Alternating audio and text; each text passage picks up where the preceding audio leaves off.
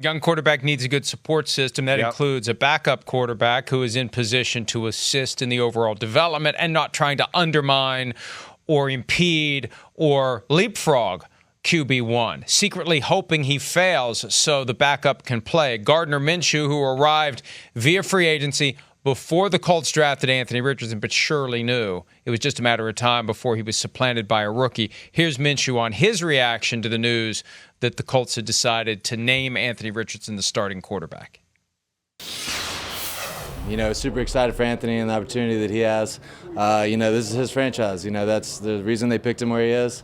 And, man, he's going to be really special. So I'm excited to work, continue to get better, and figure out how to win some games around here. You're hurt, obviously. Anytime you put so much into something, it can be disappointing when you don't, hear what you want to hear. But I totally understand, and I'm all in with what we got going. I can't stress enough, really excited for Anthony, man. I think he's going to be really special. I think he's got a great opportunity here, and we're going to just try to figure out how to win some games. There's a sweet spot for a backup quarterback when you're with a young quarterback where you push him and you create an environment of competition, but you're really not trying to hurt him. Right. You're not trying to beat him. Right. You're doing it to make him better. Matt Hasselbeck used to do that with Andrew Luck when they were both in Indianapolis. You compete and you compete. A Minshew, one of these days, Minshew's ship's going to come in. One of these days, he's going to get another chance. He wasn't horrible during his time as a starter with the Jacksonville Jaguars. No. Now, they just didn't win very many football games. And the organization was kind of dysfunctional at the time, and they've cleared a lot of that out in recent years. But someday, some way, somehow, Minshew's going to get a chance to play again. He's good enough to play in the NFL. It just needs to line up right for him. And it could come with an injury to Anthony Richardson. With his playing style, he could get himself injured along the way, and then Minshew gets a chance to come in and play a couple of games. And it's important for these teams to have a competent backup behind a franchise quarterback because just like we saw, it was 2019 when it was Matt Moore playing for Patrick Mahomes after he injured a knee on a Thursday night against the Broncos, and it looked like it was going to be a lot worse than it was when it happened.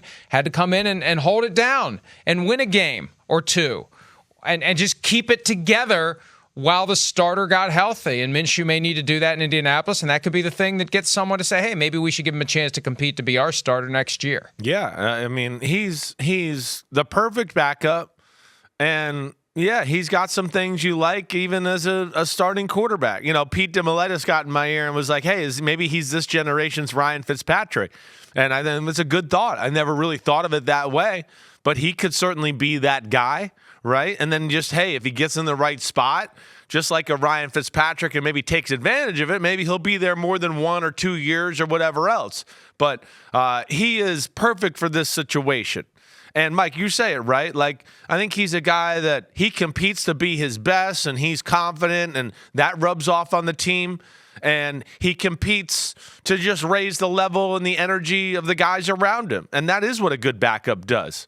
That's what I know I've brought this up before, but like when I was in Tennessee with Kerry Collins and we were, on that really good team and it was 10-0 and all that. I mean, I knew I wasn't starting. I knew I wasn't going to play at all. I was just getting back in the swing of things. But I love to go out at the start of practice and, talk a little crap to Kerry. Oh, I'm throwing lasers today, Kerry. And you know what Kerry did? He was, I'm going to throw lasers back. I'm going to start to get on my game and I'm going to show you, shut up, Chris Simms. And that's what a good backup does, where it's not threatening and trying to do something behind your back. It's about helping them out. Hey, did you see this? Learn from this guy when the safety's here, and trying to add to the energy of the offensive group. That's what a great backup quarterback does.